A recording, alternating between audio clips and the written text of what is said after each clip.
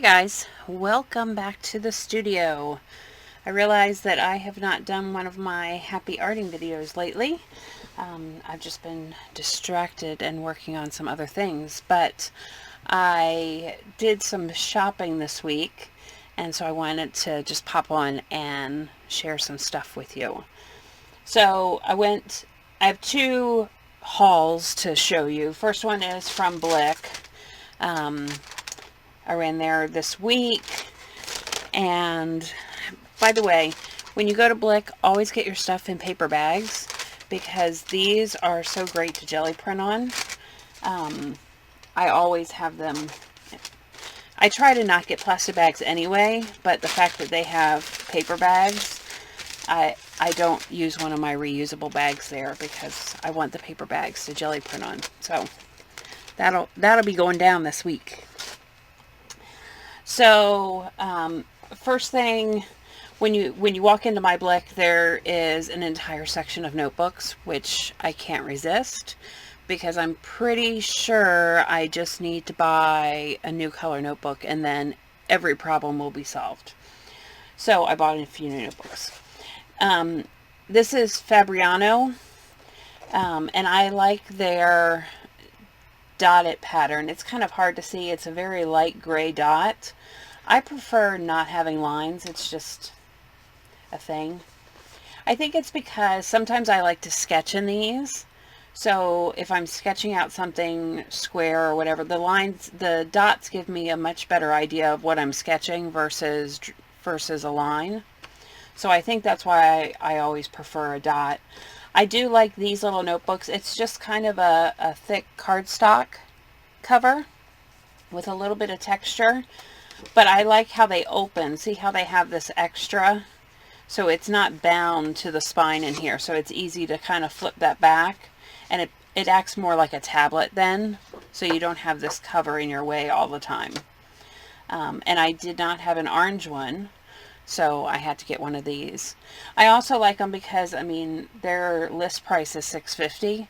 And a lot of times they're cheaper than that because Blick will match the online. And also if you're a teacher, they offer teachers discounts, and that includes if you are a homeschooler, which is nice. The other notebook I've already modified. So this is a Rhodia. I think that's how you say it. 325. I liked the shape. This kind of looked like, oh, this is perfect for lists. Again, the cover bends back, so it's out of the way.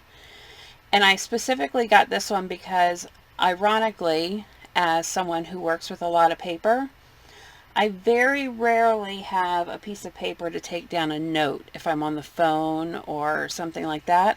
So that's why a lot of the times you'll see all of these little random notes on my underpaper. It's because I don't have a notepad anywhere around me when I'm doing that. So I thought, oh, I'll get this one. It's tiny. I can just kind of like tuck it to the side and it'll be right there.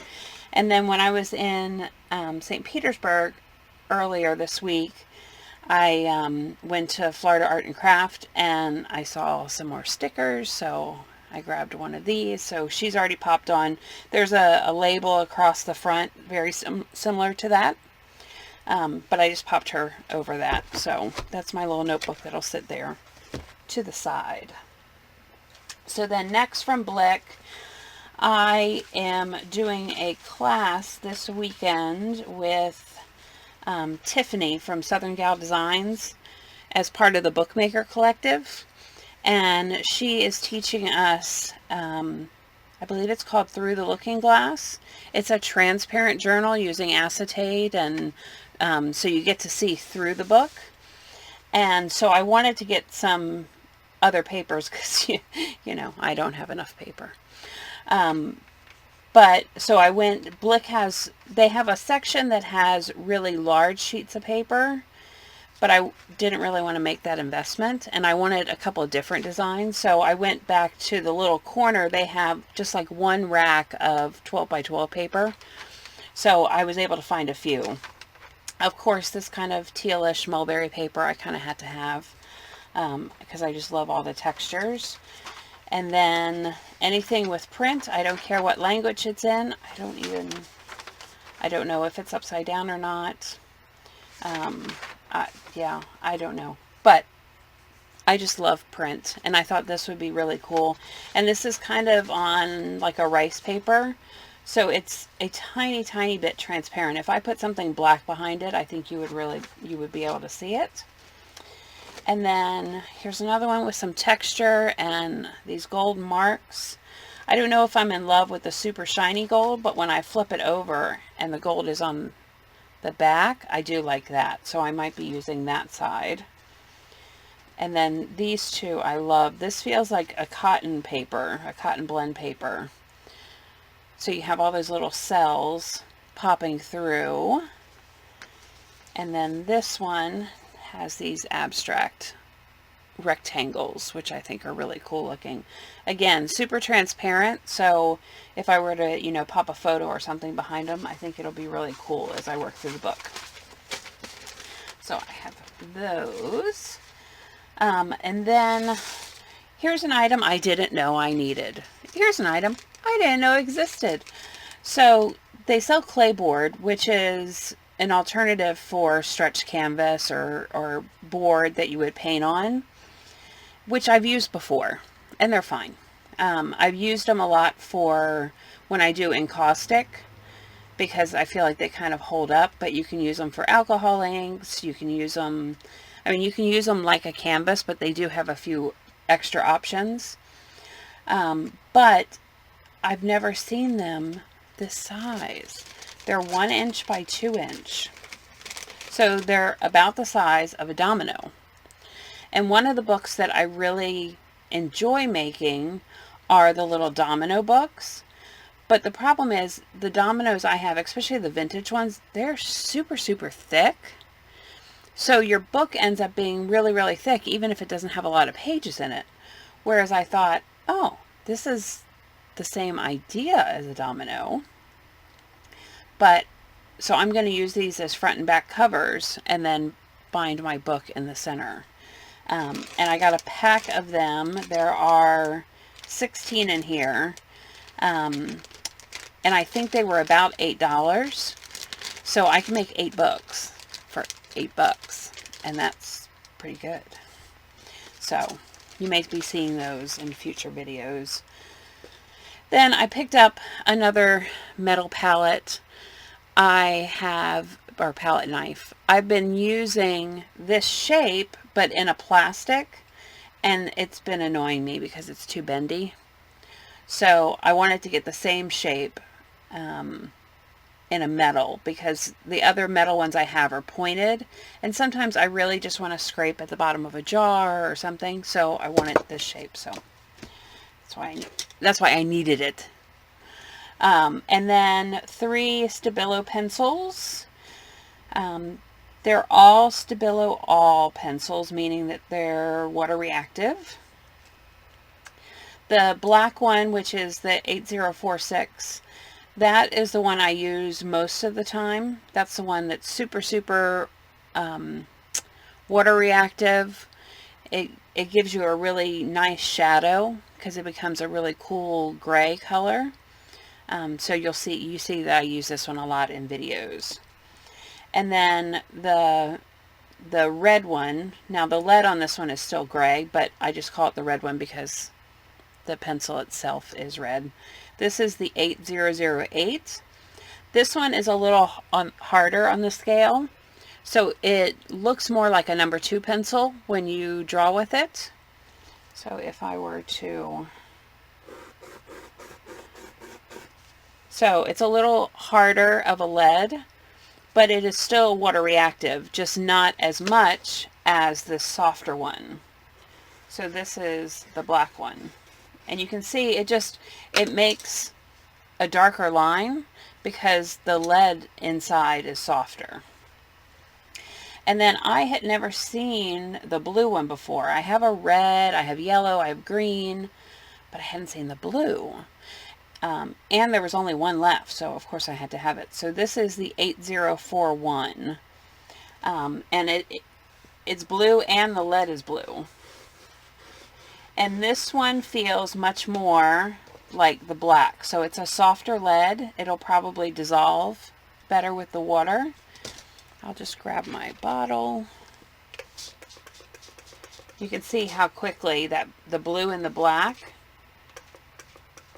how they already start dissolving, but that gray one in the middle holds a little more. You have to actually work with that one in order to get it to dissolve, whereas the other ones kind of just do it on their own and you can help them along. But isn't that a pretty blue?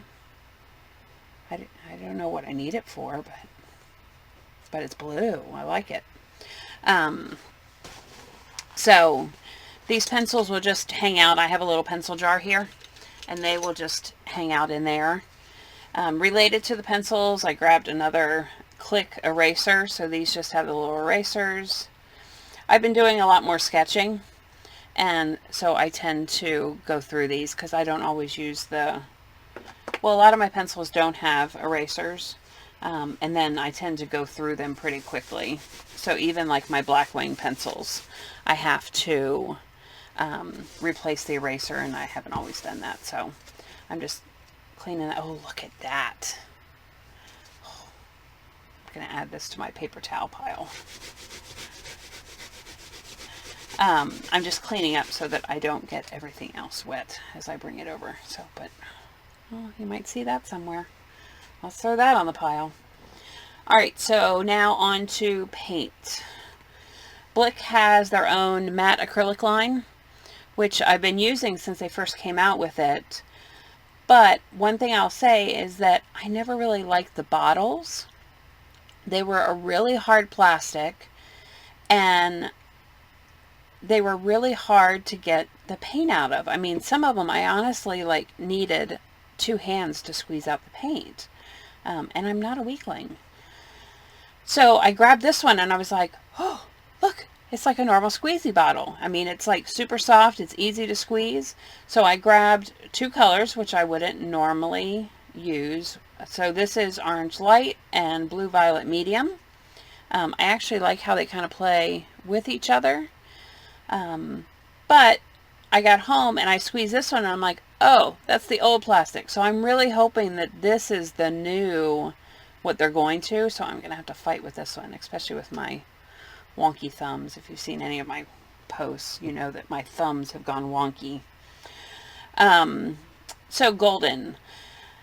I grabbed this iron oxide because I had seen some people using it in videos and I wanted to play with it. So it has a little bit of texture to it. It's pretty transparent.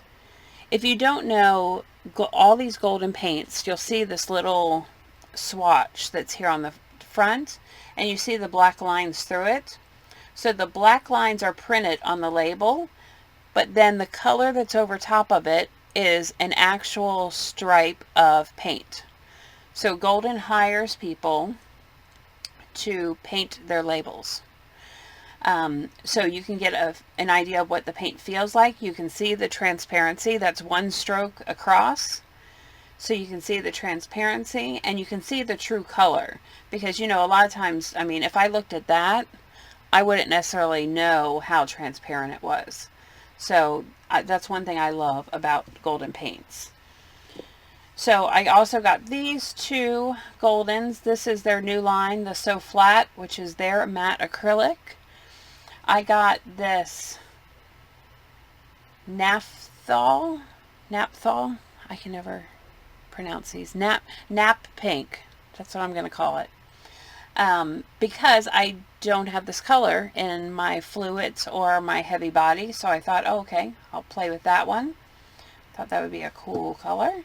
And then I typically always, if I'm trying a new paint or a new paint medium, not medium, consistency, I always try to grab black, because one thing I like to do are the image transfers on the gel plate. So I'm always looking for that paint that is going to give me the perfect transfer every time. I'm sure it exists. But so I always grab black or a Payne's gray or something dark that I know I'm going to use for the image transfer. So that is why I grabbed a black. And then Amsterdam, they have these, you know, I use a lot of Amsterdam, but I use the big tubes, which are, I think, 4 ounce. They're the big tubes. Yeah, 4.1 ounces. So I use those a lot. But Amsterdam also has whole lines of these little mini tubes, which I never, like my normal colors I don't buy because I'm going to use them. But I love these little tubes. I mean, look how cute they are. I mean, come on. Who doesn't want a little paint tube? These are their pearls, which I didn't even know they had. They also had the same set with metallics, and then they have them like in primaries, and they have different collections that you can get in this size.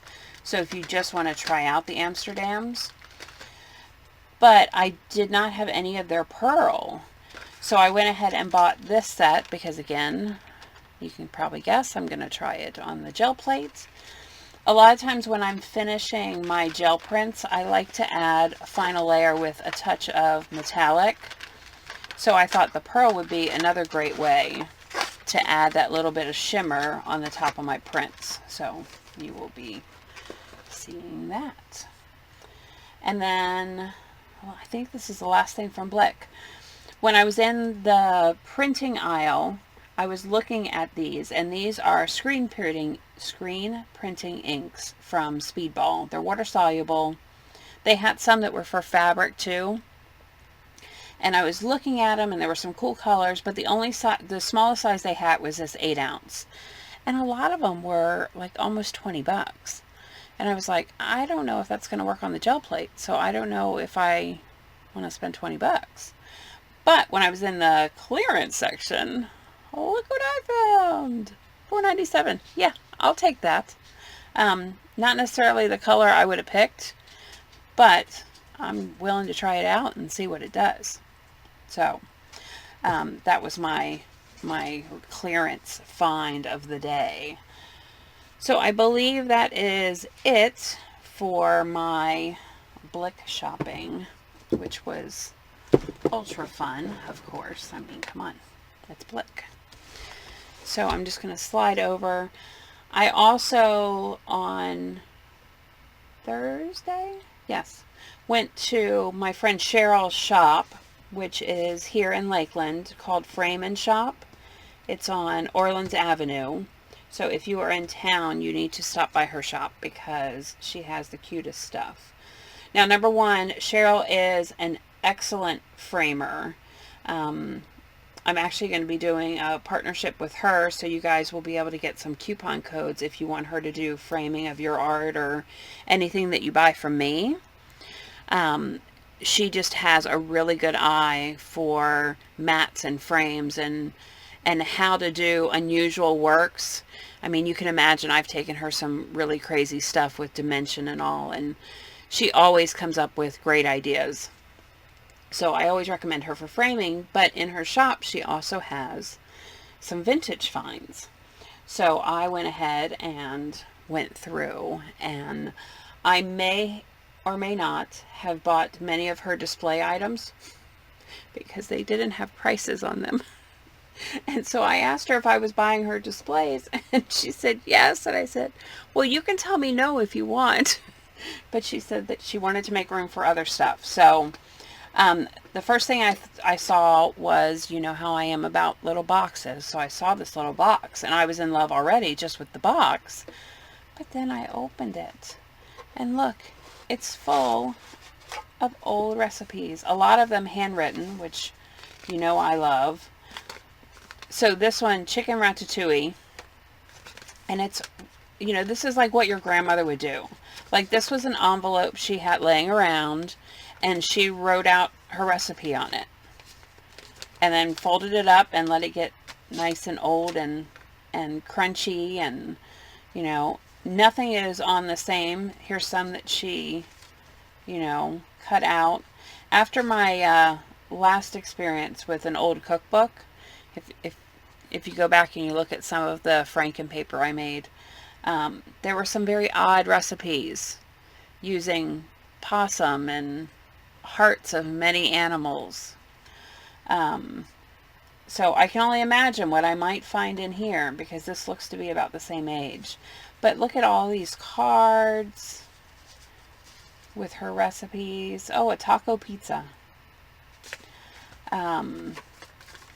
But you know, you can just imagine, like, over the years, she went to, you know, a potluck at church, and they handed out the recipes, or things like that. I mean, I just think of all the stories that go along with this. I mean, look at this one, typed out, and then I'm pretty sure this is the Xerox. It doesn't smell like Xerox anymore. Good and easy. Sticky pull-aparts. Yeah. It looks like a monkey cake. I don't know if that's a normal... I grew up in Maryland having monkey cake, but I don't know. It's basically like biscuit dough with sugar and cinnamon on it in a bundt pan. But I love all of this. You know, I just think about, you know, my grandmother. You know, she saw a recipe on the back of a can, and she tore it off, and maybe it's because I don't have those things from my grandmother, and that's why I like these. I will say, when I was younger, this would have done nothing for me, but now I just love this. Oh, a Ritz cracker pie. That sounds very Southern.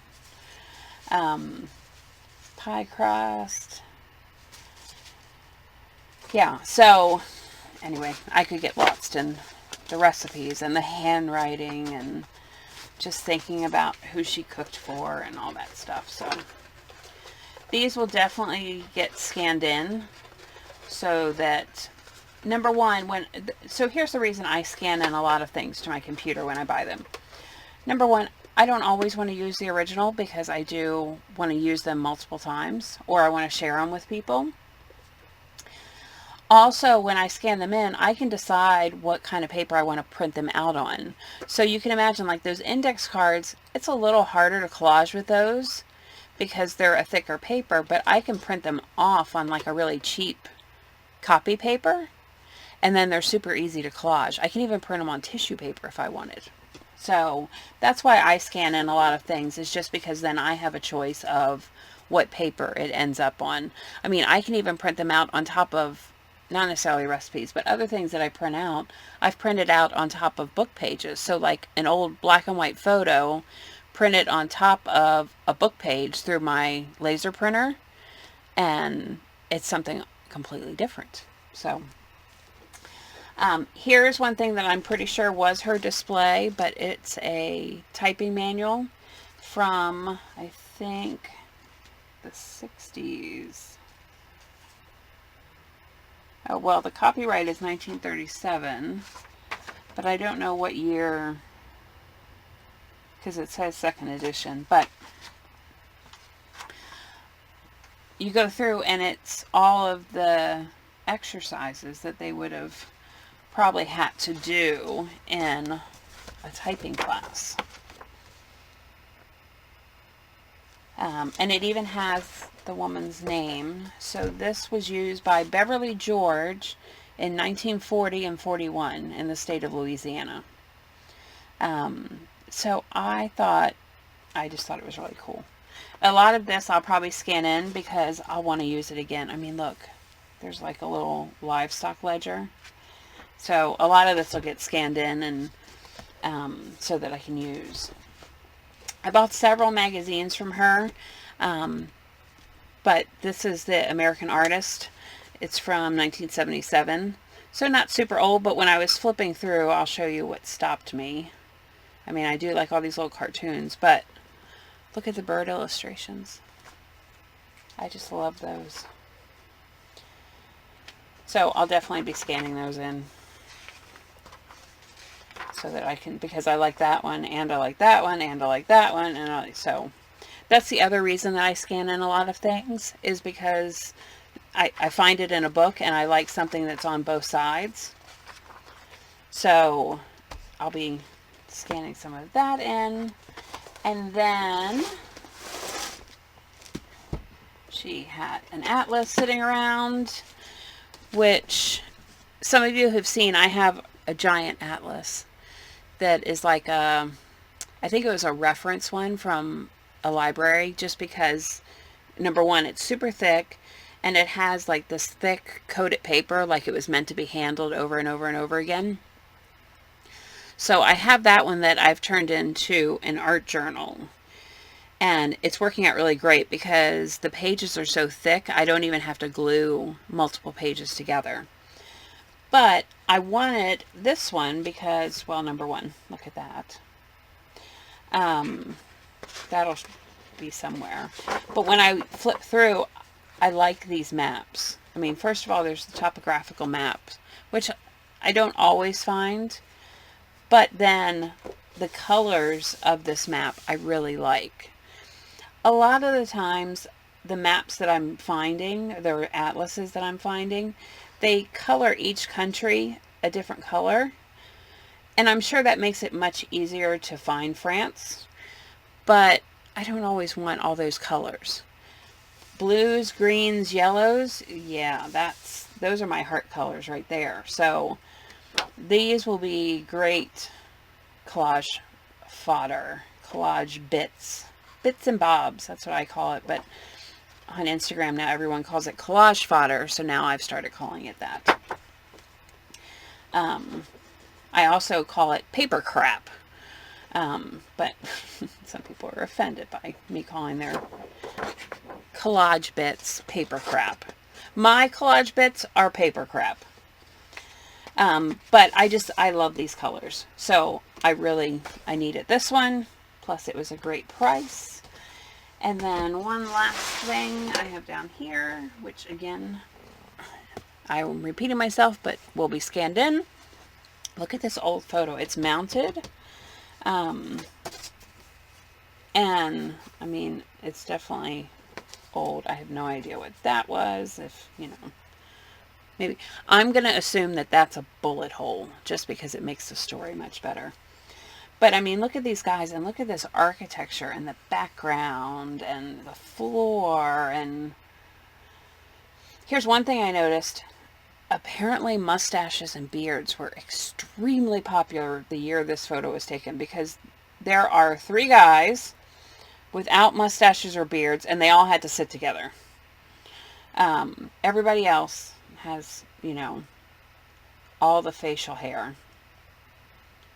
I guess as you get older, you're allowed to have more of a beard. Anyway, I know I'm going to scan this in because I can imagine shrinking it to use for collage. I can imagine using it this size, but maybe adding some color effects in Photoshop. And I mean, I can even see this as being like a journal cover. Like I would use that half or the other half as a journal cover and add like some really cool color effect, like turn everybody teal or something. So that's the other reason I like to scan these things in, because then I can play around with them and turn them into things that they aren't.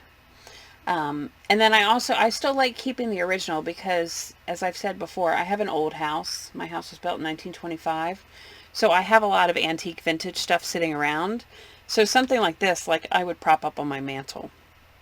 So I like to keep things for that reason too. So I feel like I had a very successful shopping week, considering I haven't had one lately. So I just wanted to show you all and share.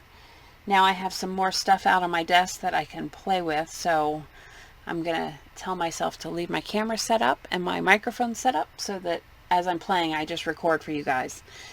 So you may have some other videos.